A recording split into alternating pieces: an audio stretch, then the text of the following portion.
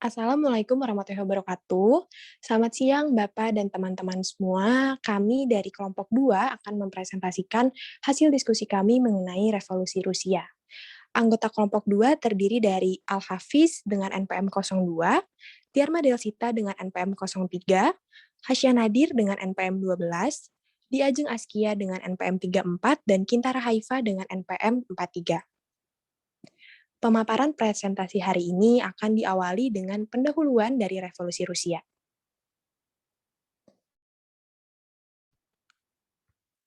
Terdapat 4 revolusi besar di dunia yang memberikan pengaruh sangat besar dan cukup signifikan, khususnya dalam perubahan tatanan serta sistem politik di dunia. Antara lain yaitu Revolusi Amerika, Perancis, Rusia, dan Tiongkok. Revolusi-revolusi tersebut telah dimulai sejak tahun 1775. Maka karena itulah, pengaruh dan dampak yang diberikan sangat terasa pada bagaimana berjalannya politik pada hari ini. Revolusi politik sejatinya dapat dikatakan terdiri dari mereka yang mengubah sistem dari dalam dan dari bawah.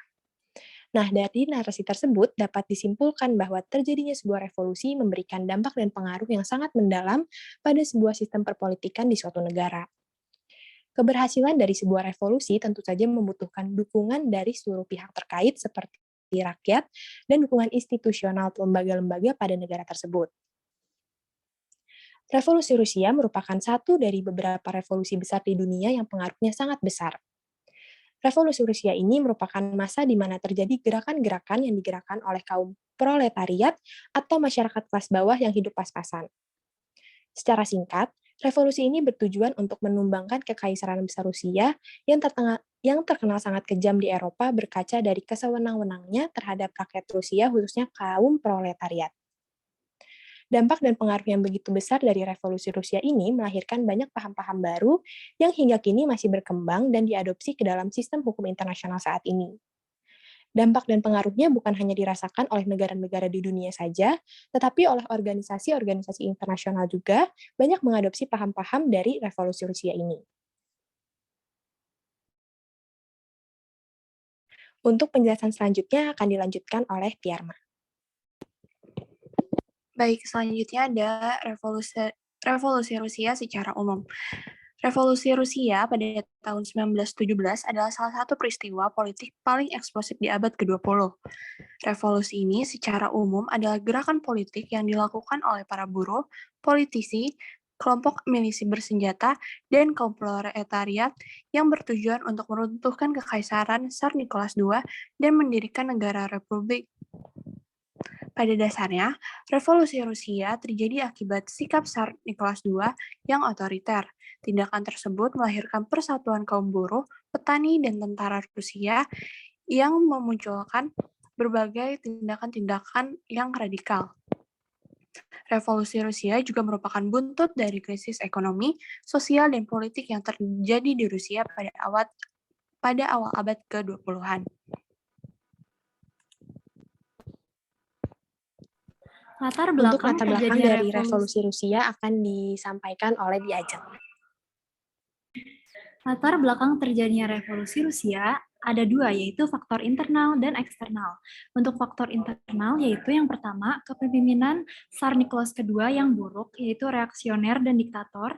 Yang kedua, kondisi ekonomi yang buruk. Yang ketiga, kesenjangan sosial. Dan yang keempat, munculnya kelompok revolusioner.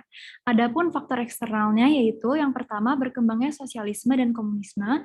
Yang kedua, kekalahan terhadap Jepang. Dan yang ketiga, kekalahan dalam World War I. Salah satu pemicu ketidakpuasan rakyat terhadap kepemimpinan Tsar Nicholas yang kedua adalah peristiwa Minggu Berdarah atau Bloody Sunday.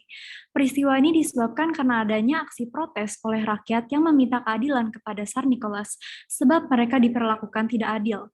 Aksi ini memicu tewasnya 1.000 orang karena terjadi baku tembak antara aparat keamanan dan para demonstran.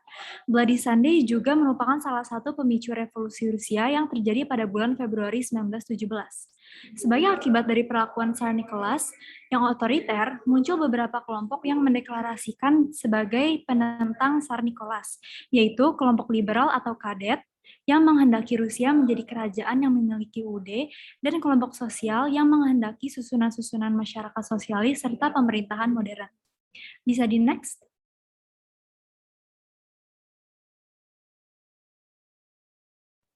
Baik, untuk pemaparan mengenai proses dari revolusi Rusia akan dipaparkan oleh Tiarma.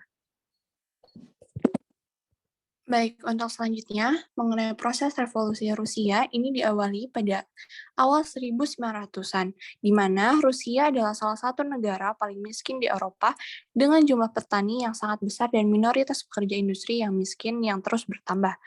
Sebagian besar Eropa Barat memandang Rusia sebagai masyarakat yang tidak berkembang dan terbelakang.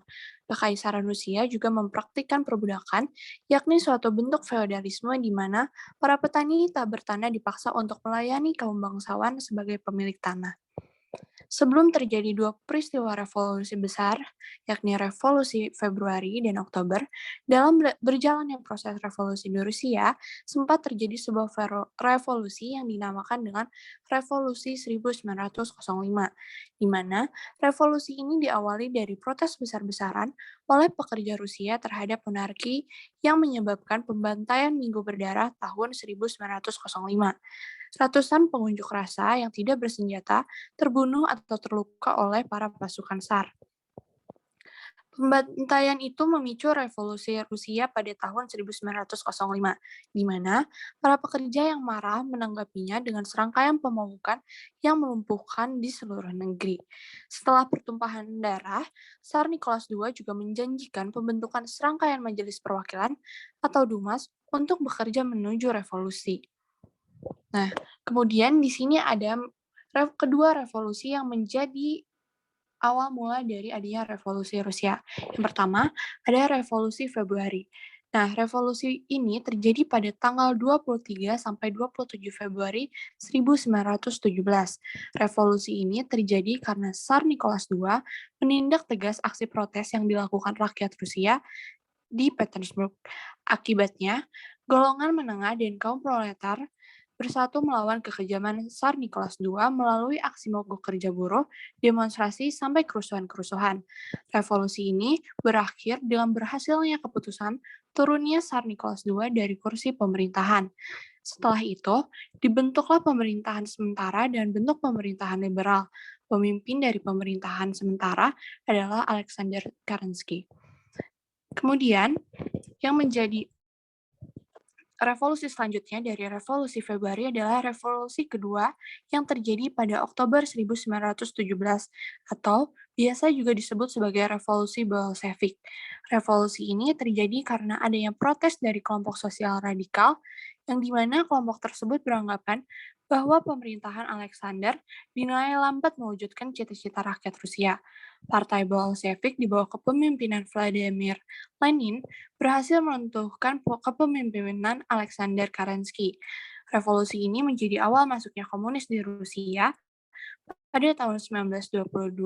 Lenin juga membentuk Uni Soviet yang meliputi Republik Sosialis, Republik Sosial, dan juga Soviet Ukraina. Pemerintahan Lenin kemudian juga digantikan oleh Joseph Stalin yang melakukan kebijakan politik tirai besi. Di masa pemerintahan Stalin, banyak negara-negara di Eropa Timur yang bergabung dalam Uni Soviet, yang menyebabkan Uni Soviet menjadi sebuah negara komunis terbesar di dunia. Untuk pemaparan selanjutnya mengenai tokoh-tokoh dari revolusi Rusia yang memberikan dampak cukup besar akan dipaparkan oleh Tiarma. Baik, di sini ada beberapa tokoh yang menjadi ikon dari revolusi Rusia. Yang pertama ada Tsar Nicholas II, di mana Tsar Nicholas II ini adalah pemimpin kekaisaran Rusia. Pemerintahannya yang otoriter dan dianggap tidak kompeten menyebabkan banyaknya tantangan terhadap pemerintahannya. Akibatnya, pada Februari 1917 terjadi serangan dan pemberontakan di Petrograd, ibu kota Rusia saat itu, yang menyebabkan jatuhnya kekaisaran Rusia. Saat itu, Tsar Nicholas II berupaya untuk dapat mengungsi ke luar negeri, namun akhirnya tertangkap dan dipenjarakan. Bahkan ketika kaum komunis Bolshevik berhasil mengambil alih kekuasaan, Tsar Nicholas II dan keluarganya dijatuhi hukuman mati. Kemudian ada Alexander Kerensky, di mana beliau adalah politisi Perdana Menteri kedua pemerintahan sementara Rusia pada tahun 1917, tepatnya sebelum para Bolshevik berkuasa. Pemerintahannya juga dianggap sangat lemah karena terjadi pertentangan antara kelompok-kelompok sosial revolusioner dengan kaum Bolshevik yang menganut komunisme garis keras. Akibatnya, pada Oktober 1917, pemerintahan Kerensky juga jatuh setelah pasukan Bolshevik merebut kota Petrograd. Kerensky melarikan diri ke kota dan berupaya merebut kembali kekuasaan. Namun, akhirnya gagal dan ia melarikan diri ke Prancis dan Amerika. Kemudian yang ketiga ada Vladimir Lenin. Lenin adalah seorang tokoh revolusioner komunis Rusia yang menjabat sebagai kepala pemerintahan Republik Sosialis Federasi Soviet Rusia dan kepala pemerintahan Uni Soviet. Ia juga sebagai pemimpin dari kelompok komunis Bolshevik. Lenin memberikan pidato mengenai musuh rakyat Rusia yang sebenarnya, yang ia anggap adalah para bangsawan dan para pemimpin mereka yang mengirimkan rakyat Rusia untuk berperang. Kehadiran Lenin membuat kaum komunis Bolshevik menjadi terorganisir, dan akhirnya mereka berhasil mengadakan mogok massal, demonstrasi, dan kerusuhan ke pemerintahan yang menyebabkan turunnya Tsar Nicholas II dalam Revolusi Februari. Setelah pemerintahan Kerensky, Lenin kemudian memimpin kaum Bolshevik memenangi Perang Saudara Rusia melawan kelompok yang ingin mengembalikan kekaisaran Rusia. Kemenangan ini membuat Lenin dapat mendirikan Uni Soviet yang dia pimpin sampai meninggal pada tahun 1924. Yang terakhir, ada Joseph Stalin. Joseph Stalin adalah tokoh revolusi dan politikus Uni Soviet. Ia menjadi kepala negara Uni Soviet sejak pertengahan era 1920-an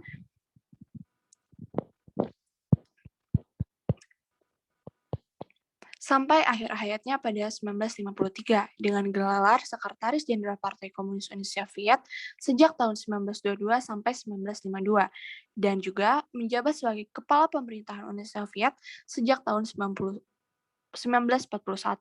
Meskipun mula-mula menjalankan pemerintah Uni Soviet selaku kepala dari suatu rezim partai tunggal oligarkis yang memerintah dengan suara terbanyak atau pluralitas, Stalin akhirnya menjadi diktator de facto Uni Soviet pada tahun 1930-an. Baik, untuk dampak dan akibat yang dihasilkan dari revolusi Rusia akan dipaparkan oleh Hasya. Baik, untuk selanjutnya ada dampak dari revolusi Rusia. Terdapat dampak bagi negara Rusia dan dampak bagi seluruh dunia.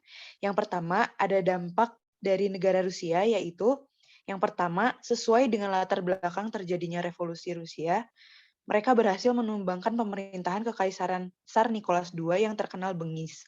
Sistem pemerintahan Rusia pun kemudian diubah menjadi sistem satu partai. Lalu yang kedua, sistem pemerintahan Rusia berubah menjadi negara serikat berbentuk republik dengan nama Union of Soviet Socialist Republic.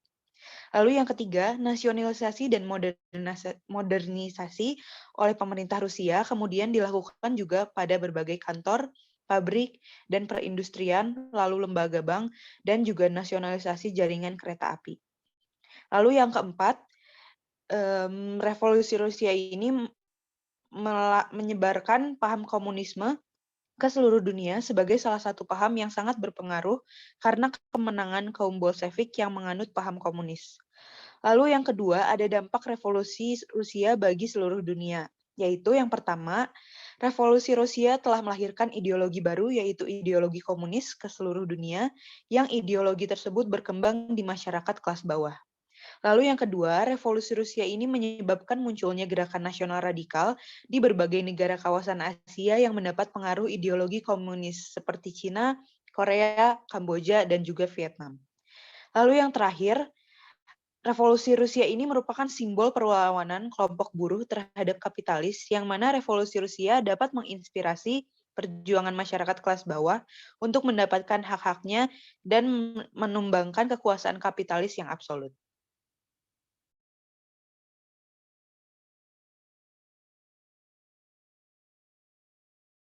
Selanjutnya adalah pemaparan kesimpulan dari seluruh pemaparan kelompok 2 mengenai revolusi Rusia yang akan dipaparkan oleh Al-Hafiz. Yang terakhir merupakan kesimpulan. Revolusi Bolshevik merupakan puncak dari perselisihan antar masyarakat dan golongan-golongan yang memiliki kepentingan dalam perpolitikan di Rusia. Revolusi tersebut dilakukan oleh golongan Bolshevik yang dipimpin oleh Vladimir Lenin, yang kemudian menjadi momen berkuasanya rezim Soviet Bolshevik guna merubah kondisi masyarakat di Rusia. Revolusi itu dilakukan dengan cara kekerasan dan dilakukan juga dengan cara damai, dengan melakukan sidang Soviet yang hasilnya menyetujui bahwa semua kekuasaan diserahkan kepada Soviet dan Lenin dinobatkan menjadi pemimpin pemerintahan yang baru dan setelah itu terbentuklah Republik Soviet Rusia. Terjadinya revolusi menimbulkan konflik yang menyebabkan meletusnya perang saudara. Revolusi atau perubahan sosial politik berlangsung cepat, radikal, dan secara besar-besaran dalam sebuah masyarakat dengan memunculkan konflik antara Bolshevik yang melakukan revolusi dan golongan lainnya, yakni golongan Menshevik, Kadet, dan sosialis revolusioner yang menolak hasil revolusi dari golongan Bolshevik. Konflik itu disebabkan adanya perbedaan pendapat dari kedua golongan tersebut dalam menyikapi keadaan politik dalam negeri pasca runtuhnya kekuasaan Tsar Nicholas II. Berdirinya Soviet di Rusia yang berbentuk federasi untuk mengakomodir penyatuan keberagaman suku bangsa di Rusia. Lalu negara Soviet di Rusia dibentuk selama masa perang saudara dengan sejumlah wilayah-wilayah menjadi yang bergabung ke dalam Uni Soviet. Negara baru Rusia ini bernama Republik Sosialis Uni. Bentuk republik federasi yang terdiri dari beberapa republik, bentuk pemerintahan republik sosialis, sistem pemerintahan parlementer, dan sistem politik satu partai yakni Partai Bolshevik yang diubah menjadi Partai Komunis Uni Soviet. Menyebarnya ideologi komunisme yang menjadi dasar negara Uni Soviet ke wilayah lain di sekitar Soviet. Komunisme menjadi sebuah ideologi politik di Rusia setelah Partai Bolshevik diubah menjadi Partai Komunis Uni Soviet pada 7 Maret 1918 dalam Kongres Partai yang ke-7. Selanjutnya, komunisme telah menyebar ke negara-negara di sekitar Rusia. Diawali dari banyak terbentuknya partai-partai buruh di beberapa wilayah seperti Jerman, Hungaria, dan Austria pada tahun 1919. Penyebaran komunisme dihimpun dalam organisasi yang dibentuk pemerintahan Soviet Rusia yakni Komintern atau Komunis Internasional.